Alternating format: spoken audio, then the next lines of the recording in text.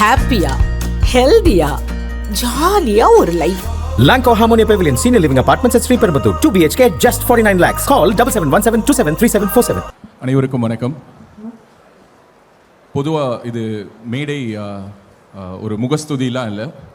எப்போதுமே சொல்லுவாங்க இந்த லஞ்சுக்கு அப்புறம் வரக்கூடிய செஷனை ஹேண்டில் பண்ணுறது ரொம்ப கஷ்டம் அப்படின்னு சொல்லிட்டு. ஆனால் அது அப்படி இருக்காதுன்னு நினைக்கிறேன். ஏன்னா ப்ரொஃபஷனல் செல் அப்படின்னு பேர் வச்சதுனாலேயோ என்னவோ ப்ரொஃபஷ்னலாக எவ்ரி சிங்கிள் அரேஞ்ச்மெண்ட்டையும் செய்திருக்கக்கூடிய இந்த ப்ரொஃபஷனல் செல் டீமுக்கு நான் ஒரு மிகப்பெரிய பாராட்டுகளை தெரிவிச்சுக்கிறேன்.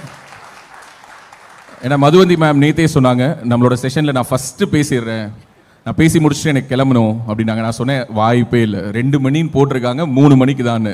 1:57 ஃபோன் பண்ணிட்டார், சார் டிராஃபிக்கில் இருக்கேன் சார்னு. உள்ளார நுழையும் போது மணி 2. இப்படியான ஒரு ஒழுங்கு நம்முடைய தாய் அமைப்பான RSSல் இருந்தது. அதற்கு பிறகு பாஜகவில் ப்ரொஃபஷனல் செல்ல இருக்கிறதுல எனக்கு ஒரு சந்தோஷம். ஒரு மிக முக்கியமான ஒரு தலைப்பு கொடுத்துருக்காங்க. இந்த சமூகத்தினுடைய மிக முக்கியமான 3 பில்லர்கள், ஓகே, 3 மிக முக்கியமான தூண்களான சட்டம் ஒழுங்கு, பெண்கள் பாதுகாப்பு மற்றும் நிதி மேலாண்மை. இது தமிழ்நாட்டில் எந்த அளவுக்கு இருக்கிறது? இதற்கு நான் மாடரேட்டர். 2 வருடத்திற்கு முன்பாக இதே மாதிரி தமிழ்நாடு டயலாக்ஸ் இனிஷியேட் பண்ண ஒரு ப்ரோக்ராமில் ஒரு மாடரேட்டர் இருந்தார். நான் அதில் ஸ்பீக்கராக இருந்தேன். அவர் மாடரேட்டராக இல்லாமல் ஒரு டிக்டேட்டராகவே இருந்துட்டார். பட் எனிவே நல்ல நண்பர், ஸோ நகைச்சுவைக்காக குறிப்பிடுறேன். அதனால் இந்த முறை ஜனநாயக முறைப்படி, அதாவது அறிவாலயத்தில் நீங்கள் பார்க்கக்கூடிய அந்த கொத்தடிமை ஜனநாயகம் இல்லை, உண்மையான பாரதிய ஜனதா கட்சியினுடைய ஜனநாயக முறைப்படி அனைவருக்கும் பேசுவதற்கான வாய்ப்புகள் வழங்கப்பட இருக்குது. பொதுவாக கோயம்புத்தூர்னாலே குசும்புன்னு சொல்லுவாங்க. ஓகே, அது கோவை குசும்புனா என்னென்ன நான் நேற்று ஃபீல் பண்ணேன். ஃப்ளைட்லேருந்து வந்து இறங்கி ஏர்போர்ட்லேருந்து ஒரு டாக்ஸியில் ஏறினோம். அந்த டிரைவர் ஒரு பாடலோடு தொடங்கினார். அதாவது திருப்பரங்குன்றத்தில் நீ சிரித்தால்னு ஆரம்பித்தார். சரி, டைமிங் சாங் போல இருக்குது, ஏன்னா திருப்பரங்குன்றம் தான் இப்போ பேர்னிங் இஷ்யூவாக இருக்குன்னு பார்த்தா அடுத்த வரி பாடுறாரு, திருப்பரங்குன்றத்தில் நீ சிரித்தால் முருகா டிஃபெண்டர் காரில் கூட டயர் வெடிக்கும்னு பாடுறாரு. அதாவது இல்லை, நகைச்சுவைக்காக சொல்ல, ஸோ எல்லோருக்குமே புரிஞ்சிருச்சுன்னு நினைக்கிறேன். அப்படியான ஒரு குசும்பான ஒரு ஊரில் இப்படிப்பட்ட ஒரு குசும்பான ஒரு தலைப்பு. அதாவது 3 பில்லரில் எது மோசமாக இருக்கிறது அதுதான் நான் அதை புரிஞ்சுக்கிறேன். மிக மோசம் எது, மிக மிக மோசம் எது, மிக மிக மிக மிக மோசம் எது? எது? சட்டம் ஒழுங்கா, நிதி மேலாண்மையா, பெண்கள் பாதுகாப்பா? இதை இந்த பெண்கள் பாதுகாப்பா, நிதி மேலாண்மையா அல்லது சட்டம் ஒழுங்கா என்பதை விவாதிப்பதற்காக நம்முடன் 3 பேனலிஸ்ட் இருக்கிறாங்க. Let me start with Madhuvanti ma'am. Ma'am சொல்லுங்கள், உங்களுடைய முதற்கட்ட கருத்துக்களை சொல்லுங்கள். அனைவருக்கும் வணக்கம். அண்ட் முதல்ல ப்ரொஃபஷனல் செல்லுக்கு என்னுடைய பாராட்டுக்கள். ரொம்ப ரொம்ப அருமையாக இந்த நிகழ்ச்சியை நீங்கள் அரேஞ்ச் பண்ணியிருக்கீங்க. ஃபென்டாஸ்டிக் டைமிங், அது பெரிய விஷயம். அவர் சொன்ன மாதிரி நேற்றுக்கு நான் பயந்துக்கிட்டே இருந்தேன், பட் கரெக்டாக ஆன் த டாட் ஆரம்பிச்சிட்டோம். இந்த மாதிரி பெண்களுக்கும் கொஞ்சம் ஃபென்டாஸ்டிக் டைமிங்கில் பாதுகாப்பு கிடைச்சா நல்லா இருக்குமேன்னு பார்க்குறேன். இல்லை இல்லைன்னு சொல்கிறீங்களான்னு கேட்குறேன். கட்டாயம் இல்லை, ஏன்னா இன்னைக்கு இருக்கிற காலகட்டத்தில் ஏதோ இங்கேருந்து 7 கிலோமீட்டர் தூரம் தான் ஏர்போர்ட் அப்படின்னு சொன்னாங்க. ஏர்போர்ட் பின்னாடியே என்ன சம்பவம் நடந்துச்சுன்னு நம்ம எல்லாரும் பார்த்தோம். அந்த சம்பவம் நடந்துட்டு அந்த சம்பவத்துக்கு ஏற்ற ஒரு பாதுகாப்பு ஃபஸ்ட்டு இல்லை. 2வது அதுக்கேற்ற இன்வெஸ்டிகேஷன் சரியாக நடக்கலை. 3வது அந்த பொண்ணுக்கே லெக்சர் கொடுக்குறாங்க. உனக்கு லெக்சர் கொடுக்கணுன்னா நீ போலீஸில் வேலை செய்ய தேவையில்லை, போய் எங்கேயாவது யூனிவர்சிட்டியில் லெக்சராகவோ சைக்காலஜி ப்ரொஃபஸராகவோ போகலாம். ஆனால் நீ ஏமா இந்த டைமில் வெளியே யார் கூடயோ பேசிக்கிட்டு இருக்க? இந்த மாதிரி தான் நம்ம பார்க்குற அக்ராஸ் தமிழ்நாடு நான் பார்த்துட்ருக்கிறது என்னென்னா, நீங்கள் ஏன் ஒழுங்காக இருக்க மாட்டேங்கிறீங்கன்னு பெண்கள் மேலேயே திருப்புறாங்க. நீங்கள் ஏன் ராத்திரி 8 மணிக்கு மேலே வெளியே போகணுன்னு ஆசைப்படுறீங்க? நீங்கள் ஏன் யார் கூடயோ போய் பேசணும்னு ஆசைப்படுறீங்க? உங்களுக்கு எதுக்கு வெளியே சுற்றணுங்கிற ஆசை? This is not the mindset. இப்படி இருந்தால் அப்புறம் ஒரு பெண் ஆண்ட ஒரு நாடு இது தமிழ்நாடு. அண்ட் லெட்டர்ஸே மேடம் ஜெயலலிதா சீஃப் மினிஸ்டராக இருந்தபோது பெண்களுக்கு எக்ஸ்ட்ராடினரி பாதுகாப்பு இருந்தது தமிழ்நாட்டில், அதில் எந்த மாற்று கருத்தும் கிடையாது. பட் இன்னைக்கு போயிட்டுருக்கிற சூழலை பார்த்தா பெண்கள் மட்டும் இல்லை, நான் சமீபத்தில் எங்கள் ஏரியாவில் கொஞ்சம் திருநங்கைகள் ஜாஸ்தி, டி நகரில், அவங்களுக்குமே பாதுகாப்பு பெருசாக இல்லை. அதாவது அவங்க வைத்த பொழப்புக்காக எத்தனையோ வேலைகளை செய்கிறாங்க, நான் அதுக்குள்ளெல்லாம் போக விரும்பலை. பட் ஹேவிங் செட் தட், ஒரு ரோடில் நிற்கும்போது ஒரு போலீஸ் அவங்கக்கிட்ட பேசுகிற விதம், நடந்துக்கிற விதமே ரொம்ப கொச்சையாக இருக்குது. எல்லாமே ரொம்ப க்ரூடாக இருக்குது. இப்போது சமீபத்தில் பெண்களுக்கு மட்டும்தான் பாதுகாப்பு இல்லைன்னு பார்த்தா நேற்றுக்கு நம்மளுடைய யூத் விங் பிரசிடெண்ட்டுக்கே பாதுகாப்பு இல்லை. ஒரு நியூஸ் 18 டிபேட்டுக்கு போயிட்டு வெளியே வந்தால் கூண்டாஸ் மாதிரி லைட் ஆஃப் பண்ணிட்டு, சினிமாவில் நடக்கிறதெல்லாம் நேரடியாக நடக்குது இங்கே தமிழ்நாட்டில். லைட் ஆஃப் பண்ணிட்டு 10 நிமிஷம் எல்லோரும் வெளியே போயிடுங்க, நாங்கள் பார்த்துக்குறோம் அப்படின்ட்டு ஒரு அடிதடி நடந்திருக்கு. இந்த அளவுக்கு பயம் எனக்கு வந்து தமிழ்நாட்டில் ஒரு பெண்ணாக எனக்கு நடமாட பயப்படுறேன். ஒரு ஜோக்கே இருக்குது. இப்போல்லாம் ஒரு பொண்ணு வந்து ஆஃபீஸ் முடிச்சுட்டு நைட் ஷிஃப்ட் முடிச்சுட்டு வீட்டுக்கு வரான்னா அவள் முதல்ல பண்ணுறது அவளுடைய வாட்ஸ்அப் லொக்கேஷன், லைவ் லொக்கேஷனை ஒரு 18 கசினுக்கு அனுப்பிச்சிடுறா.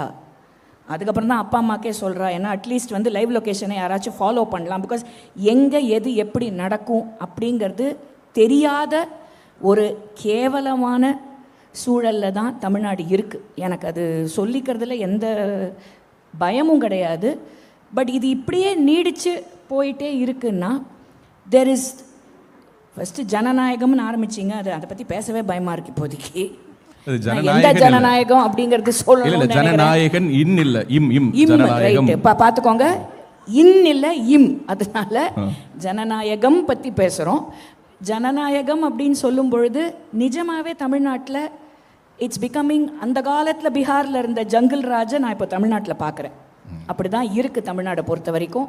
அதனால் இதுக்கு ஏதாவது ஒரு மாற்றம். சரி, ஒரே ஒரு வார்த்தையில் திராவிட மாடலில் பெண்களின் பாதுகாப்பு அப்படின்னா ஒரு வார்த்தையில் சம்மரி பண்ணணும்னா என்ன சொல்லுவீங்க? கேவலம். ஓகே ஓகே, இந்த போல்ட்னஸ் தான் மதுவந்தி மேமுடைய இந்த ட்ரேட்மார்க். ஸோ அதுக்காக தான் அதை கேட்டோம். எனிவே மேம், அவங்க தொட்ட ஒரு இடத்துலேருந்து இந்த கேள்வி உங்ககிட்ட வைக்கணும்னு நினைக்கிறேன். உச்சநீதிமன்ற வழக்கறிஞராக இருக்கீங்க. கோயம்புத்தூர் இன்சிடென்ட் அவங்க கோட் பண்ணதுனால இங்கே இருக்கக்கூடிய கோவை மக்களுக்கு நன்றாகவே தெரிந்திருக்கும். சென்னையில் இதே மாதிரி அண்ணா யூனிவர்சிட்டியில் இதே மாதிரியான ஒரு விஷயம் நடந்த பொழுது குற்றவாளி யார் அப்படிங்கிறத வந்து இமீடியட்டாக அனைத்து ஊடகங்களுக்கும் அந்த நபருடைய முகம் என்பது காட்டப்பட்டுச்சு. ஓகே, இன்று வரை இந்த கோயம்புத்தூர் இன்சிடெண்ட்டில் சம்மந்தப்பட்ட நபர்கள் விக்டிமை ரிவீல் பண்ணக்கூடாது அப்படிங்கிறது சட்டம். ஆனால் இதில் அக்யூஸ்ட் யாருங்கிறது இன்று வரை முகம் காட்டப்படவில்லை. அதற்கு இப்போதைய கோவை கமிஷனர் என்ன சொன்னாருன்னா, பரேடு ஒன்று நடத்துவோம், ஸோ பிறல் சாட்சியாக மாறுவதற்கான சாத்தியங்கள் இருக்குன்னு சொன்னார். பட் இன்று வரை அவங்களோட பெயர்கள் மட்டும்தான் வந்திருக்கு. பொதுவெளியில் அந்த குற்றவாளிகளுடைய முகங்கள் வரவே இல்லை. யார் அந்த குற்றத்தை செய்தார்கள் என்று காவல்துறை கைது செய்தார்களோ அவங்களுடைய முகம் வரவே இல்லை. இதை மற்ற கட்சிகளும், பாஜக உட்பட எந்த ஒரு கட்சியுமே இதை ஒரு விவாத பொருளாகவும் மாற்றவில்லை. உண்மையாகவே கைது செய்யப்பட்டவர்கள் அந்த சம்பவத்தோடு தொடர்புடையவர்களா? ஏன்னா அவங்க அதே நாளில் வேறொரு கொலையும் செய்ததாகவும் ஒரு நியூஸ் ஆர்டிகல் பப்ளிஷ் ஆச்சு. ஸோ இது எல்லாத்தையும் சேர்த்து கூடுதலாக உங்களுடைய முதற்கட்ட கருத்துக்களை பதிவு பண்ணுங்கள். அனைவருக்கும் வணக்கம். First and foremost professional cell வழியாக இந்த ஒரு கான்ஃபரன்ஸில் வந்து I was a little sceptical. ஏன்னா எவ்வளோ ப்ரொஃபஷ்னல்ஸ்க்கு வந்து ஃபர்ஸ்ட் ஆஃப் ஆல் பாலிடிக்ஸ்க்கு தெல் பி ஓப்பன் அப்படின்ற ஒரு கொஸ்டின் எப்பவுமே இருந்தது. But you have prove me wrong. Thank you so much for taking your time and coming over here and staying for such a long duration. And second thing வந்து Coimbatore issue பற்றி இப்போது கேட்டதுனால, law and order அப்படின்றது வந்து it is a state subject and it is a very personal to the police அப்படின்றது ஒரு பக்கம் இருந்தாலும் it is to the discrepancy and the discretion of the police to decide எந்த மாதிரி ஃபேக்ட்ஸை வெளியிடணும், எது வெளியிடக்கூடாது அப்படின்ற final authority is with the police and the investigating officer. அது ஒரு பக்கம் இருந்தாலும் பட் போலீஸ் எங்கே நமக்கு ஒரு பெரிய டவுட் இந்த போலீஸ் ஸ்ட்ரக்சரிங் வருது தமிழ்நாட்டை பொறுத்த வரைக்கும் அப்படின்னு பார்த்தீங்கன்னா, the alarming death murders which are being done. So வந்து உள்ளே கூட்டிகிட்டு போய் என்ன பண்ணுறாங்க ஏது பண்ணுறாங்கன்ற ஒரு கிளாரிட்டி இல்லாதது தான் இப்போ ஒரு பெரிய கவலையாக இருக்கே தவிர, பட் அட்மினிஸ்ட்ரேட்டிவ்லி அவங்களோட rules and regulation, I am speaking on legal point. So legally வந்து ஏன் போலீஸ்காரங்க அவங்க பேரை வந்து இல்லை வந்து அவங்களோட ஃபோட்டோகிராஃபை வந்து எக்ஸ்போஸ் பண்ணலை அப்படின்னா, you don't have a right to command the police நீங்கள் அதை எக்ஸ்போஸ் பண்ணணுன்றது. பட் மை பாயிண்ட் இஸ், சரி நீங்கள் எக்ஸ்போஸ் பண்ணலை, but how much of security are giving அப்படின்றது தான் இங்கே ஒரு கேள்வி. ஸோ தமிழ்நாடுவை பொறுத்த வரைக்கும் பாக்ஸ்கோ கேசஸ், குழந்தைங்களுக்கு அகேன்ஸ்டாக நடக்கிற sexual harassments has raised phenomenally. அதே மாதிரி women crimes has raised phenomenally. அதை விடுங்க, இன்ஃபேக்ட் பொலிட்டிக்கல் ஸ்டேஜஸில் இதுக்கு முன்னாடி வந்து விமென் ஹராஸ்மெண்ட் இல்லை டிஸ்ரிகார்ட் டு விமென் எல்லாமே பேக் ஸ்டேஜில் இருந்த ஒரு காலம் போய் பொலிட்டிக்கல் ஸ்டேஜஸில் ஒரு பெண்ணை பற்றி கொச்சையா தலைக்குறவா பேசுகிற தலைவர்கள் நம்ம நாட்டில் இருக்கும்போது நம்ம என்ன எதிர்பார்க்க முடியும் தமிழ்நாட்டில் இருந்து? Sensitivity to women? We are talking about ஏன் வந்து police is not transparent. Where is the government transparent? Very very unfortunate. நீங்கள் எனக்கு இதுக்கு பதில் சொல்லுங்கள். எத்தனை பேர் கஸ்டடியல் டெத் அப்படின்றதுக்கு இனி வரைக்கும் நமக்கு பதில் கிடையாது. பட் எத்தனை குழந்தைங்கள் வந்து ரேப் ஆகிட்டு அதை they are not registering the caseன்ற டேட்டா கூட நம்மக்கிட்ட கிடையாது. And எல்லாத்தையும் சுற்றி முற்றி போனால் they come back to the same format that the center is not helping the state to perform its own activity, which is a I don't know எப்படி அது ஒரு ரீசனாக இருக்க முடியும் இன் லா அண்ட் ஆர்டர் அப்படின்றதுல நமக்கு தெளிவு தெரியல. But on the other hand இது எல்லாத்தையும் கொண்டு போய் நான் லாயராக இருக்கிறதுனால நம்ம ஜுடிஷியரிக்கு கொண்டு போனோன்னு வச்சுக்கோங்க.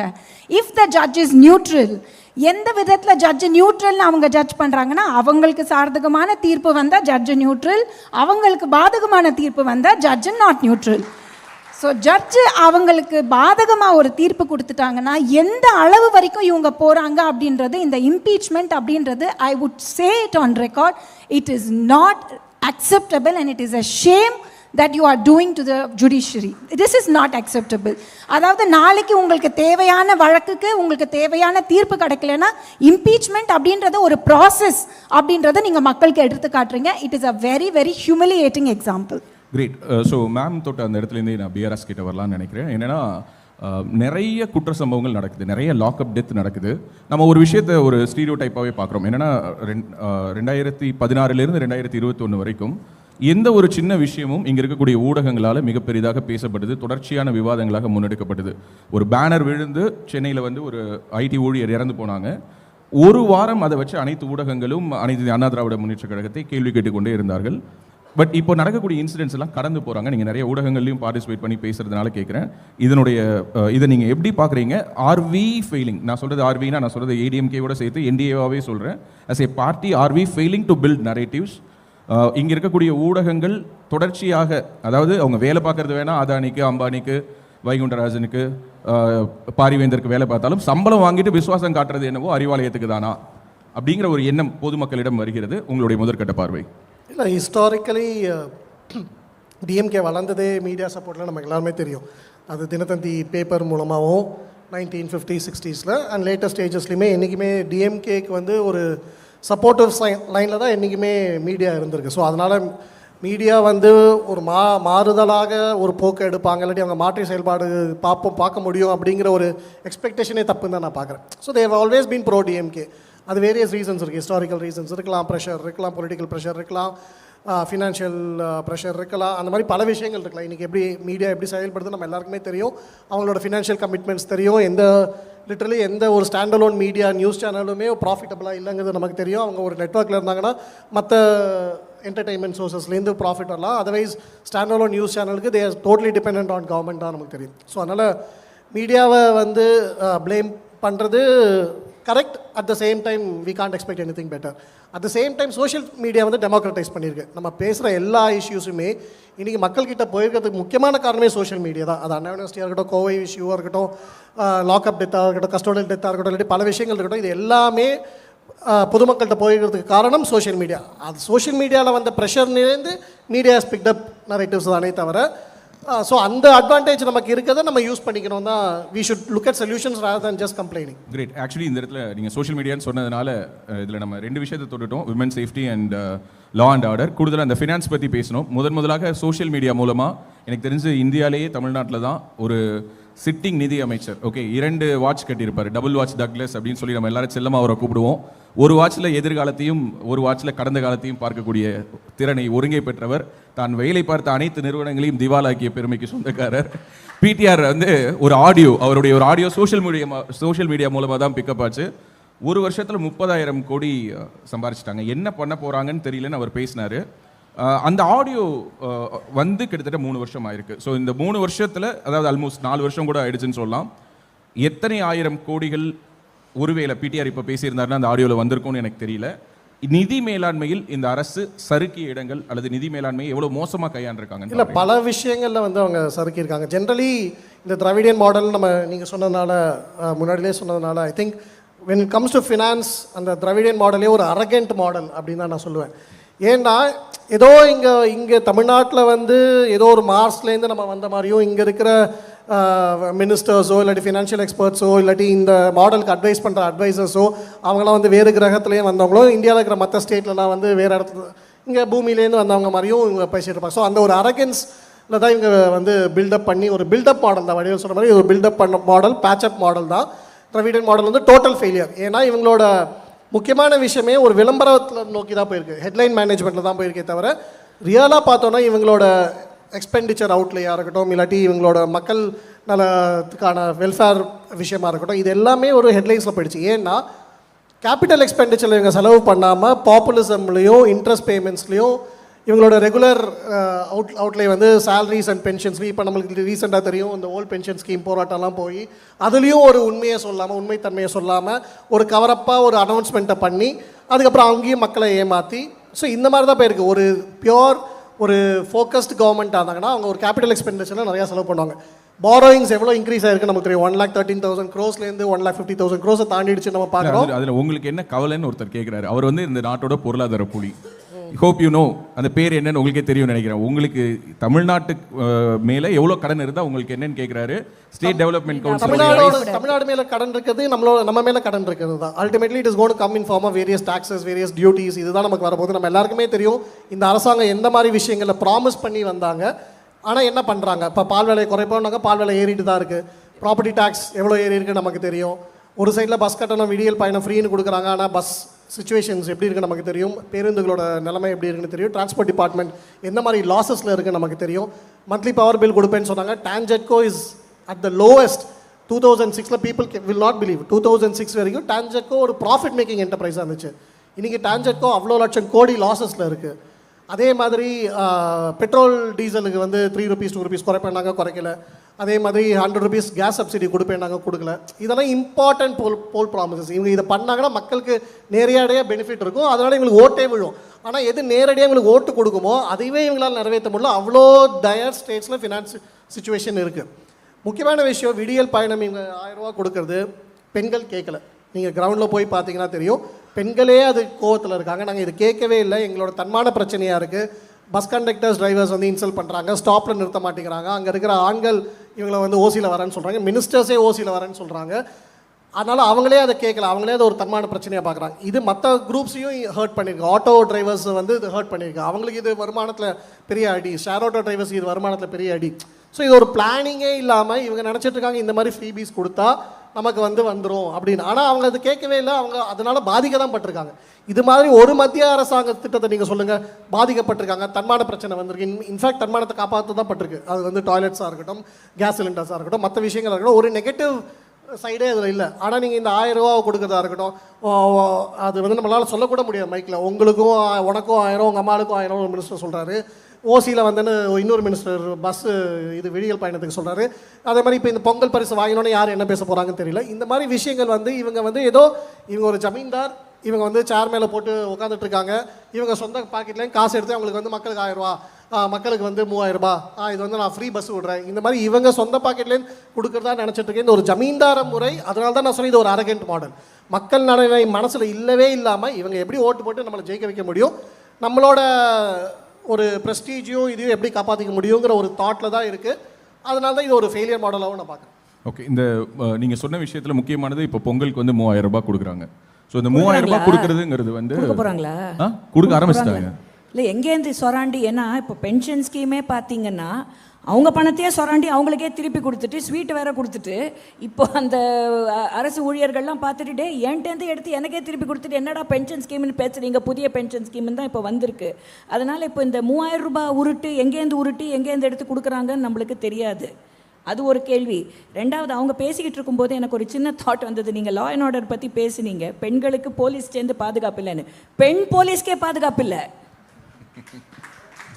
எம்பி கனிமொழியோடைய ஒரு ஃபங்க்ஷனில் தான் இவங்க ஆளுங்களை பெண் போலீஸ் மேலே கையை வச்சாங்க. இதுதான் வந்து தமிழ்நாட்டுடைய சட்ட ஒழுங்கு பெண்கள் பாதுகாப்புடைய நிலைமை. மேம் அதை நீங்கள் மாற்றி சொல்கிறீங்க, அதுக்கு விளக்கம் கொடுத்துட்டாங்க. என்னன்னா அந்த போலீஸாருடைய ட்ரெஸ்ஸில் வந்து ஒரு தூசி இருந்ததாகவும் காக்கி சட்டையில் கரைபடியக்கூடாது என்பதற்காக உடன்பிறப்புகள் செய்த வேலை அது. யாரு அந்த இப்படி பேசுறதுக்காகவே அவங்க நிறைய பேர் வந்து ஊடகத்தில் வேலைக்கு இந்த மாதிரி பேசுறதுக்கு தான் இப்போ மீடியால ஊடகங்கள்ல எல்லாம் பல பேர் சொம்பு தூக்கிட்டு இருக்காங்க.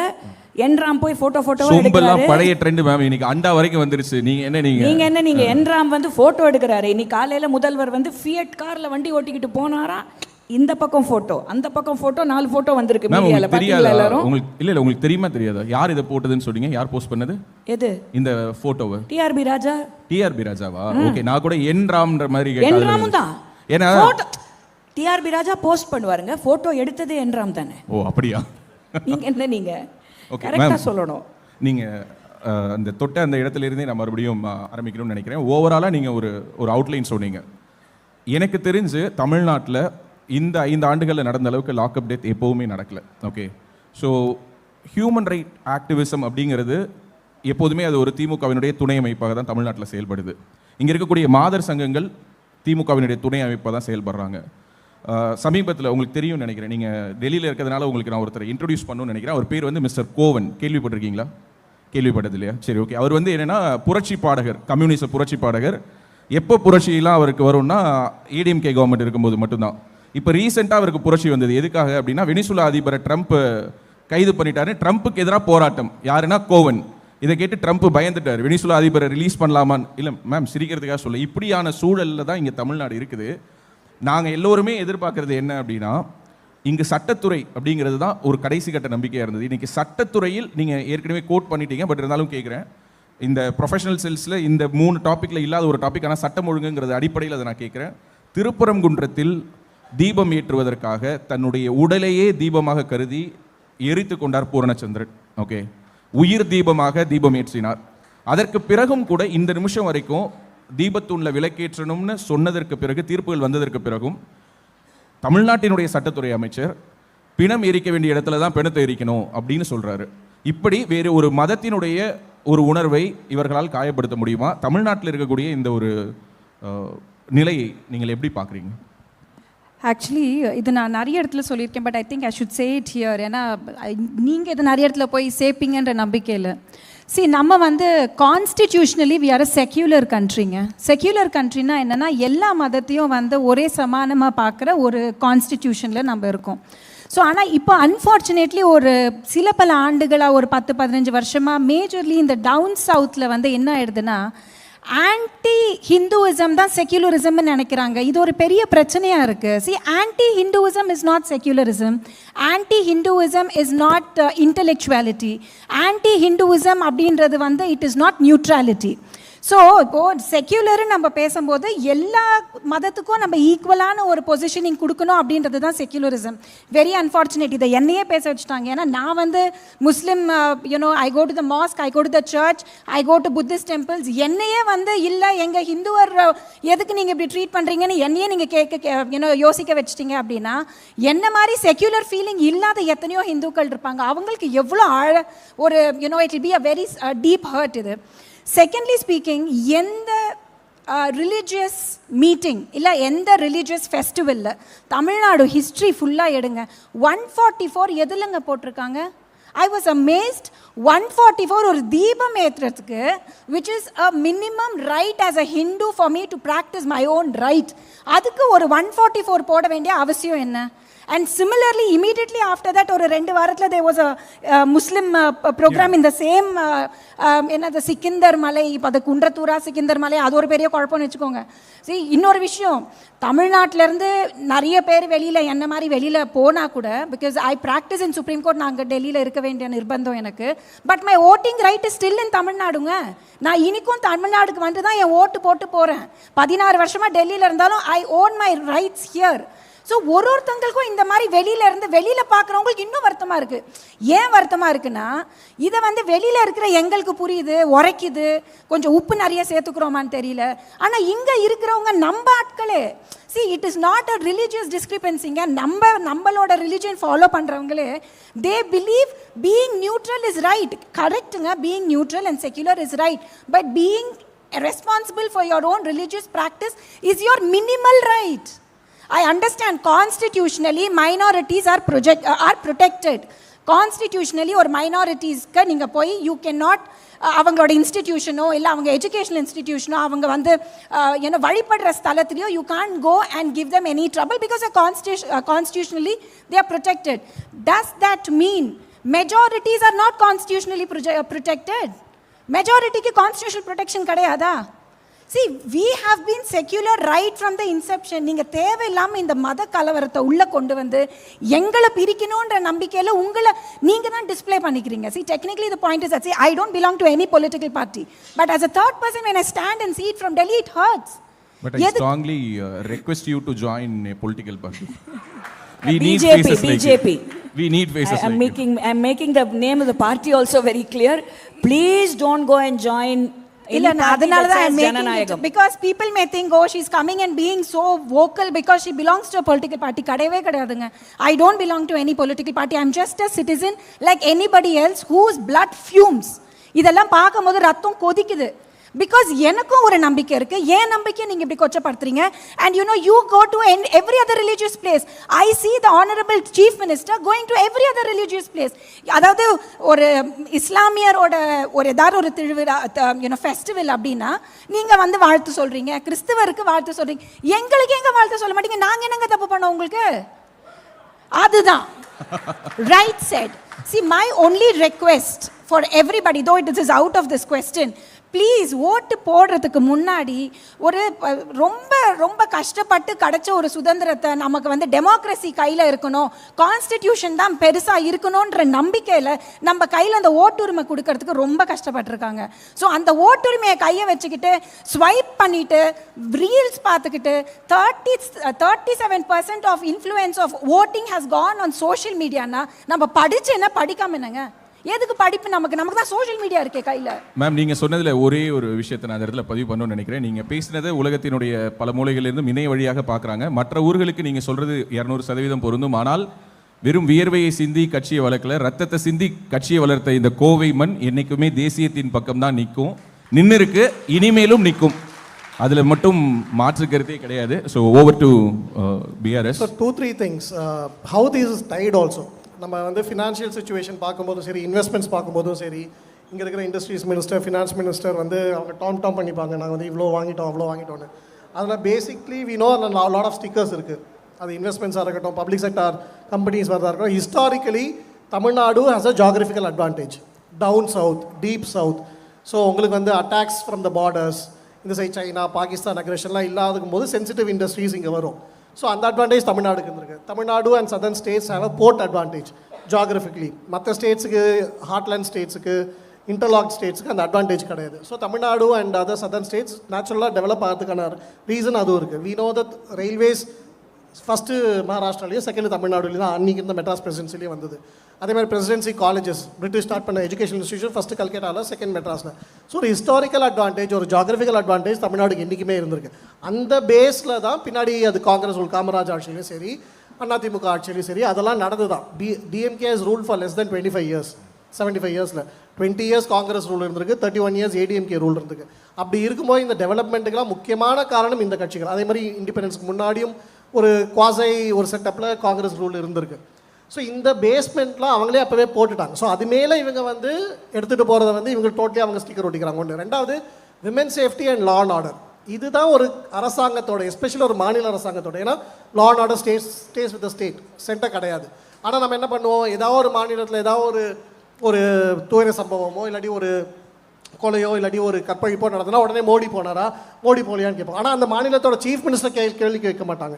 அது ஒரு ஆப்போசிஷன் ரூல் ஸ்டேட்டாக இருக்கும். அதனால அந்த மாநில சீஃப் மினிஸ்டர் கேள்வி கேட்க மாட்டாங்க. இதே தமிழ்நாட்டில் ஒரு விஷயம் நடந்துச்சுன்னா, அது ஒரு வேங்க வேலையாக இருக்கட்டும், இல்லாட்டி வேறு ஏதாவது ஒரு கள்ளக்குறிச்சியில் நடந்த ஹூச் ட்ராஜடியாக இருக்கும், இங்கே ஸ்டாலின் போலன்னு யாருமே கேள்வி கேட்கல. இங்கே இருக்கிற சீஃப் மினிஸ்டர் அவர்கள் ஏன் போலன்னு யாருமே கேள்வி கேட்கல. ஒரு ஸ்டேட்டோட பிரதான கடமை சட்டம் ஒழுங்காக பாதுகாக்குது. இதுக்கு தான் அந்த அரசாங்கத்தை எலெக்ட் பண்ணுறோம். ஸோ அதில் டோட்டலாக ஃபெயிலியர் ஆன மாதிரி ரெண்டு பேருமே சொன்ன மாதிரி பல விஷயங்களில் வந்து குற்றங்கள் ஜாஸ்தியாக இருக்குது. குற்றங்கள் பதிவு செய்யப்பட மாட்டேங்கிறாங்கன்னு கம்ப்ளைண்ட்ஸும் இருக்குது நிறைய பேர்கிட்ட. ஏன்னா வந்து அதுக்கப்புறம் நம்ம NCRB டேட்டாவில் வந்து கிரைம்ஸ் ஜாஸ்தி ஆகிடும்னு சொல்லுவாங்கன்னு சொல்லிட்டு பண்ணாமல் பஞ்சாயத்து பண்ணுறாங்கிற கேசஸ் இருக்குது. பாக்ஸோ கேசஸ் ஜாஸ்தியாக இருக்குது, பெண்களுக்கு எதிரான குற்றம் ஜாஸ்தியாக இருக்குது. இந்த பகுதியில் முதியவர்களுக்கான குற்றம் வந்து இந்த பகுதியில் வந்து ஜாஸ்தியாக இருக்குது. ஸோ இந்த மாதிரி ஒரு பேஸாகவே நீங்கள் சட்டம் ஒழுங்கு சரியா இல்லைன்னா யார் இன்வெஸ்ட்மெண்ட் பண்ண போகிறாங்க? நம்ம எல்லாருக்குமே தெரியும், யூபியும் பீகாரும் ஒரு காலத்தில் காங்கிரஸ் ஆட்சி, ராஷ்ட்ரிய ஜனதாதள் ஆட்சி இருந்தபோது எவ்வளோ கேவலமான சட்டம் ஒழுங்கு இருந்துச்சு. அதனால் ஏன் அவங்களுக்கு வளர்ச்சி அடையாமல் இருந்தாங்க நம்ம பார்த்தோம். ஆனால் இன்றைக்கி யூபி எப்படி வளர்ச்சி அடையுதுன்னு நம்ம பார்க்குறோம். ஏன்னா அதோட பேஸ் சட்டம் ஒழுங்கை வந்து யோகி அவர்கள் கண்ட்ரோலுக்கு கொண்டு வந்ததுனால இன்வெஸ்ட்மெண்ட்ஸ் வருது. அதே தான் நீங்கள் நார்த் ஈஸ்ட்லேயும் பார்க்குறோம். பீஸ் வந்த உடனே அங்கே இன்வெஸ்ட்மெண்ட்ஸ் வருது. ஜம்மு அண்ட் காஷ்மீரில் பார்க்குறோம், பீஸ் வந்த உடனே அங்கே இன்வெஸ்ட்மெண்ட்ஸ் வருது, டூரிசம் பிக் ஆகுது. எங்கெல்லாம் சட்டம் ஒழுங்கு சீராக இருக்கோ அங்கெல்லாம் இன்வெஸ்ட்மெண்ட்ஸ் வரும், ஃபினான்ஷியல் சுச்சுவேஷன் நல்லாயிருக்கும், மக்களுக்கும் அவளுடைய ஜாப்ஸ்க்கும் ஒரு ஓப்பனிங் நல்லா கிடைக்கும். ஆனால் தமிழ்நாடுல எங்கே நம்ம இருந்தோம் இன்றைக்கி எங்கே இருக்கோம்? இப்போ வந்து ஹரியானா மாதிரி ஸ்டேட் ஆல்மோஸ்ட் நம்மக்கிட்ட வந்துட்டு இருக்காங்க. ஜிஎஸ்டிலேயே இருக்கட்டும், இல்லாட்டி யூபியோ ஹரியானாவும் தமிழ்நாடுக்கு நியராக இருக்காங்க, இல்லாட்டி ஓவர்டேக்கும் பண்ணிவிடுவாங்க. அதே மாதிரி மகாராஷ்டிராவோட நம்ம என்றைக்குமே கம்பேர் பண்ணி போட்டோம். ஒரு ஸ்கூலில் படிக்கிற ஒரு பையன் தன்னோட first rank, second rank, third ரேங்கில் இருக்கிறவங்களோட கம்பேர் பண்ணிப்பாங்க, இல்லாட்டி 25th 26th கம்பேர் பண்ணிப்பாங்க. இங்கே என்றைக்குமே தமிழ்நாடுல குஜராத்தோடையோ மகாராஷ்டிராவோடையோ கர்நாடகாவோட ஃபாரின் டைரக்ட் இன்வெஸ்ட்மெண்ட்ஸில் கம்பேரிசனே நடக்காது. ஏன் இந்த ஸ்டேட்டில் பார்த்தீங்கன்னா அவங்க 50 வருஷமாக காங்கிரஸ் ரூலில் இருந்தாங்க, 10 வருஷமாக முலாயம் சிங், அகிலேஷ் யாதவ் வாழ்ந்தாங்க. இப்போ தான் பிஜேபி ஆட்சி அங்கே வந்திருக்கு. ஸோ அப்படி இருக்கும்போது நீங்கள் அந்த ஸ்டேட்டுக்கு இப்போ கம்பேர் பண்ணாதீங்க, ஒரு 10 வருஷம் கழிச்சு கம்பேர் பண்ணுங்கள், அவங்க உங்களுக்கு மேலே இருப்பாங்க.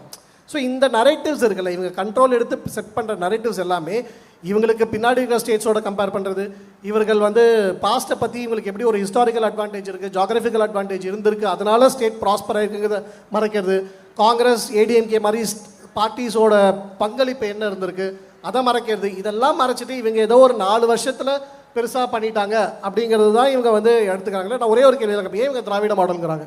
ஏன் திமுக மாடல்னு சொல்லக்கூடாது? ஏன் கருணாநிதி மாடல்னு சொல்லக்கூடாது? மோடி மாடல்னு சொல்றது யாருக்கு எந்த பிரச்சனை இல்ல, காமராஜ் ஆட்சி கொடுப்போங்கிறதுல யாருக்குமே எந்த பிரச்சனையும் இல்ல. ஃபர்ஸ்ட் ஆஃப் ஆல் திராவிட மாடல்னு சொன்னா it is south India, Tamil Nadu மட்டும் தான் திராவிடம் இவங்களே ஃபிக்ஸ் பண்ணிட்டாங்க. தைரியமா கருணாநிதி ஆட்சி அவங்களோட ஆட்சி கொடுப்பேன்னு சொல்ல முடியாது. சொல்லி ஓட்டு கேட்டா ஓட்டு வராதுன்னு தெரியும். ஏன்னா ஆல்ரெடி சட்டம் ஒழுங்கு வந்து இவ்வளவு மோசமா இருக்கு. ஸோ அது அந்த ஆட்சிக்கே அது ஒரு எக்ஸாம்பிளே அதுதான். ஸோ இவங்க பேசிக் இது என்ன சம்மரைஸ் என்ன பண்ணணும்னா, சட்டம் ஒழுங்கும் பெண்கள் பாதுகாப்பும் சரி செய்யாத வரைக்கும் தமிழ்நாடு தொழில் துறையிலையோ இல்லாட்டி ஃபினான்ஷியல் சுச்சுவேஷன்லையோ இல்லாட்டி நாளைக்கு ஜாப்ஸ்லையோ இல்லாட்டி எஜுகேஷனில் கூட முன்னேறது ரொம்ப கஷ்டம். ஒரு ஸ்டாக்னேஷன், சேச்சுரேஷன் வந்துடும். இருக்கிறத வச்சு ஒப்பத்திட்டுமே தவிர மற்ற ஸ்டேட்ஸ் நம்மளை ஓவர்டேக் பண்ணிட்டு போயிடுவாங்க. தமிழ்நாடு பின்தங்கிய ஒரு நிலைமைக்கு போகிறதுக்கான அபாயம் இருக்குது இந்த அரசாங்கம் மீண்டும் வந்தால். ஆனால் தமிழக மக்கள் வந்து எல்லா தடவையும் ஒரு தடவை தான் தப்பு செய்வாங்க. அதனால தான் திமுக வந்து அதிமுக தோன்றதுலேயே திருப்பி எலெக்டே ஆனது கிடையாது, ரீஎலெக்டே திமுகவை பண்ணதில்லை. அதே மாதிரி ஒரு தடவை தப்பு பண்ணிட்டாங்க 2021, 2026 அந்த தப்பு பண்ண மாட்டாங்கன்னு நான் நம்புறேன். ஓகே, அந்த ஸ்டைல் எல்லாமே இது இந்த படையப்பாளர் ரஜினி சொல்ற மாதிரி ஒரு தடவை தான் தவறும் அப்படின்னு அந்த லுக் முதற்கொண்டு அப்படியே இருக்கு. டு கன்க்ளூட் மது, அதாவது நீங்கள் தப்பாக சொல்கிறீங்க. உங்களை நான் வந்து டிபேட் பண்ண போகிறேன். நீங்கள் என்ன சொல்கிறீங்க, தமிழ்நாட்டுக்கு இன்வெஸ்ட்மெண்ட் வரலன்னு? 15,000 கோடி வந்ததுன்னு அந்த கம்பெனிக்கே தெரியாமல் வந்திருக்கு நீங்கள் தமிழ்நாட்டில் சொன்னாங்க. எப்படி வரலன்னு நீங்கள் சொல்லலாம்? என்னங்க அவர் சொல்கிறது தப்பு இல்லை மேம். அது மட்டுமா, இன்வெஸ்டர்ஸ் முதல் தடவை இங்கே வந்து கம்பெனிஸ் திறந்தாங்க. ஜூனியர் குப்பனால இன்வெஸ்டர்ஸ் லிஸ்ட்ல வந்தாங்க. எவ்வளோ பெரிய இன்வெஸ்டர்ஸ். கம்பெனிஸோட பிரான்ச்சஸ் ஆல்ரெடி சென்னையில் இருக்குது, இல்லாட்டி தமிழ்நாட்டில் ஏதோ ஒரு சிட்டியில் இருக்குது. அந்த கம்பெனிஸ்க்கு இங்கே போகாமல் ஸ்பெயின் போயும், ஜப்பான் போயும், யூஎஸ் போயும். நாங்கள் ஜப்பான் போவோம், நாங்கள் சைக்கிள் ஓட்டுவோம், நாங்கள் ஃபோட்டோ எடுப்போம், டைட்டானிக் மாதிரி போஸ்ட் கொடுப்போம். நீங்கள் இன்வெஸ்ட்மெண்ட்டே வரலன்னு நீங்கள் சொல்கிறீங்க. அதெல்லாம் நான் ஒத்துக்க முடியாதுங்க. திராவிட மாடல்னா நாங்கள் குடிச்சு சாவோம், பொண்டாட்டிங்க போய் 10 லட்சம் கலெக்ட் பண்ணிக்கிட்டு வருவாங்க. அது முக்கியமாக 1000 ரூபாய் கொடுக்கறது முக்கியமாக, 3000 ரூபாய் பொங்கலுக்கு கொடுக்கறது முக்கியமாக? நீங்கள் திராவிடன் மாடல்னா அதுதான் திராவிடியன் மாடல். நாங்கள் குடிச்சிட்டு சாவோம், 10 லட்சம் பொண்டாட்டிங்க கலெக்ட் பண்ணிப்பாங்க, அது திராவிடியன் மாடல். அதே மாதிரி இன்னைக்கு ஒரு சம்பாத்தியம், ஒரு இண்டஸ்ட்ரி வந்து கோலோச்சு நிக்குதுன்னா ஒரு மாநிலத்தில் டாஸ்மாக். எங்கேயாச்சும் உலகத்தில் பார்த்துருக்கீங்களா ஒரு மாநிலமே ஒரு டாஸ்மாக் நடத்துற ஒரே ஒரு கவர்மெண்ட் டிபார்ட்மெண்ட் ஸ்பெக்டாகுலராக பர்ஃபார்ம் பண்ணி ப்ராஃபிட்ல இருக்குன்னா அது டாஸ்மாக் டிபார்ட்மெண்ட் மட்டும்தான். மற்ற எல்லா டிபார்ட்மெண்ட்ஸையும் சீரழிச்சிட்டாங்க.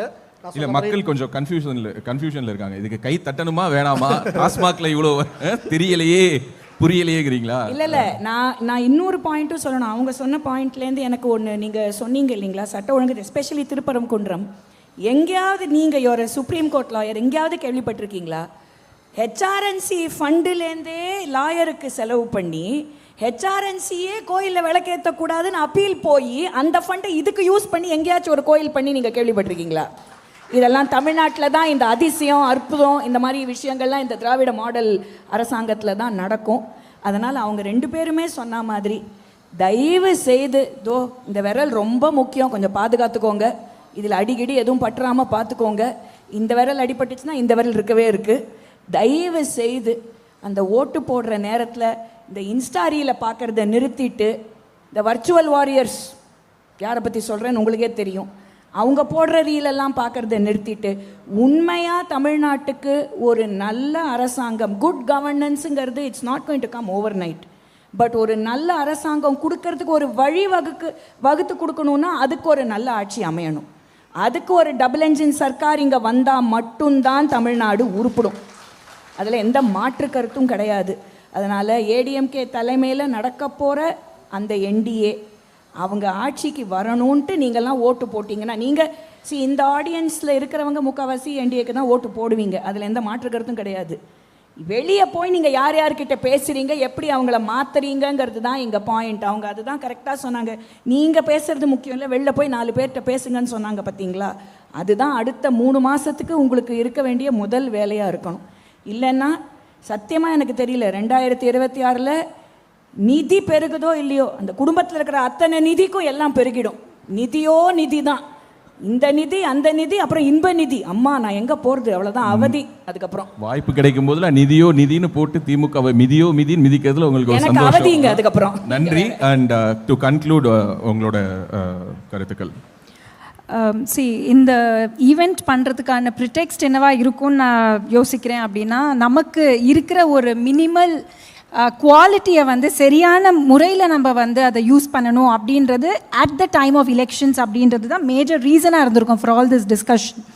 ஸோ திரும்பவும் வர விஷயம் என்னென்னு பார்த்தீங்கன்னா, வர்ச்சுவல் வாரியர்ஸ்ன்னு அவங்க சொன்ன மாதிரி டிவியில் ரீல்ஸில் பின்னாடி ஒரு பேக்ரவுண்ட் மியூசிக் போட்டுட்டு மூவி ஸ்டார்ஸ் வந்து மூவியில் ரியாக்ட் பண்ண மாதிரி வந்து ஆஃப் த மூவி ஸ்க்ரீன்லையும் ரியாக்ட் பண்ணுவாங்கன்ற நம்பிக்கையில் இருக்கீங்க. நான் அது வேண்டான்னு சொல்லலை.